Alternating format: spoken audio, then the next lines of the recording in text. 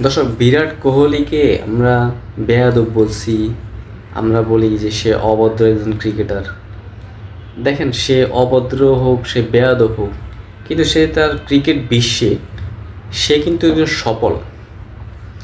এই ক্রিকেটার সবাইকে ছাড়িয়ে যাচ্ছে। আপনি কি বুঝতে পারেন? শচীন টেন্ডুলকারের মতো একজন প্লেয়ারকে সে ডে বাই ডে ছাড়িয়ে যাচ্ছে। সে যদি 2027 পর্যন্ত সে বিশ্বকাপ খেলে, কি হতে পারে?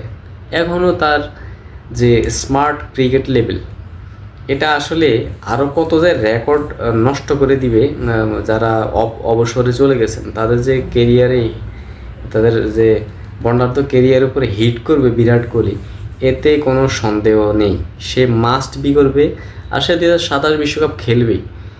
খেলেই সে প্রত্যেকটা রেকর্ড ভঙ্গ করে সে ক্রিকেট থেকে বিদায় নেবে। সবাই ভালো থাকবেন। আসসালামু আলাইকুম।